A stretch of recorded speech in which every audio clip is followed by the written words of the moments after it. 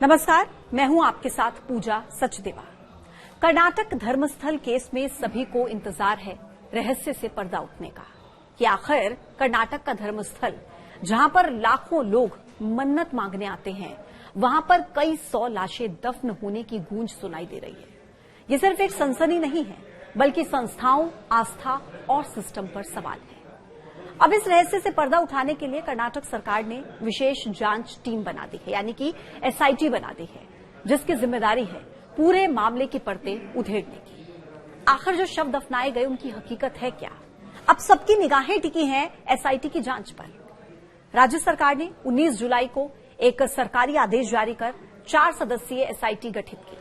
इसकी अगुवाई DGP rank के अधिकारी प्रणव मोहंती करेंगे। अन्य सदस्यों में अतिरिक्त पुलिस आयुक्त एमएन अनुचेत, जो पहले गौरी लंकेश हत्या मामले की भी जांच से जुड़े रहे हैं, Bengaluru city arm reserve headquarter की डीसीपी सौम्यलता और इंटरनल सिक्योरिटी डिवीजन के बेंगलुरु के एसपी जितेंद्र कुमार दयामा शामिल हैं। एसआईटी मामले की फॉरेंसिक जांच, गवाहों की सुरक्षा, पुरानी गुमशुदगी रिपोर्ट्स और डीएनए मिलान जैसे पॉइंट्स पर काम करेगी। इस टीम में क्राइम इन्वेस्टिगेशन, साइबर फोरेंसिक और लीगल प्रोसीजर के विशेषज्ञ भी शामिल किए गए हैं। इससे पहले सुप्रीम कोर्ट के पूर्व न्यायाधीश जस्टिस गोपाल गौड़ा समेत कई वरिष्ठ वकीलों ने मांग की थी कि इसमें विशेष जांच दल यानी कि एसआईटी का गठन किया जाए। ये केस तब सामने आया जब एक सफाई कर्मी खुद सामने आया और कहा कि 1995 से 2014 के बीच करीब 100 शव दफना चुका है।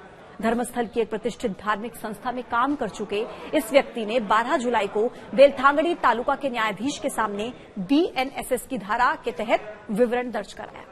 उसने दावा किया कि उसे पहले जान से मारने की धमकी दी गई थी, इसलिए वो अब तक चुप रहा। शिकायतकर्ता ने पुलिस से कहा कि वो हर जगह की जानकारी देने के लिए तैयार है और हर नाम उजागर करने के लिए तैयार है, लेकिन उसे सुरक्षा की गारंटी चाहिए। उसने बताया कि कैसे उस पर दबाव बनाया गया था और उसकी अंतरात्मा चित्कार करती रही और अब उसे पछतावा हो रहा है। जिस सफाई कर्मी ने ये शिकायत दर्ज कराई है, सुरक्षा कारणों की वजह से उसकी पहचान उजागर नहीं की गई। बस इतना बताया है कि वो धर्मस्थल में सफाई कर्मी के तौर पर काम करता था। यह मंदिर दक्षिण भारत का एक प्रमुख धार्मिक स्थल माना जाता है, जिसकी स्थापना करीब 800 साल पहले हुई थी। ये एक शैव मंदिर है, जहां पर वैष्णव परंपरा के पुजारी होते हैं। इसका प्रबंधन जैन वंशजों के हाथ में है। इस घटना के बाद एक महिला भी सामने आई, जिनकी बेटी 22 साल पहले गायब हो गई थी, जो मेडिकल की छात्रा थी। उनका कहना है कि अगर उन दफन लाशों में उनकी बेटी है तो वो डीएनए जांच के लिए तैयार है। ये मामला अब सिर्फ एक जांच का नहीं है, बल्कि उन सैकड़ों परिवारों की उम्मीद बन चुका है जिन्होंने कभी अपने अपनों को खोया था और आज तक उन्हें जवाब नहीं मिला। इस मामले ने तब और तूल पकड़ा जब कर्नाटक राज्य महिला आयोग की अध्यक्ष नागा लक्ष्मी चौधरी ने सरकार को एक पत्र लिखा।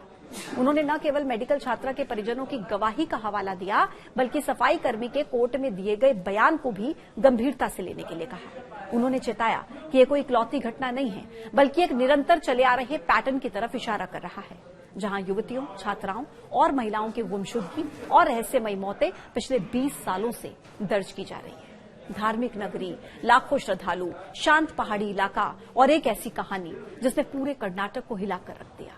और अब हर कोई यही इंतजार कर रहा है कि जल्द खुलासा हो, आखिर सच्चाई है क्या। बहरहाल अब एसआईटी के गठन के बाद थोड़ी उम्मीद जगी है कि अब सच्चाई से पर्दा उठेगा। आज के वीडियो में इतना ही। आप देखते रहिए न्यूज़ 18। नमस्कार।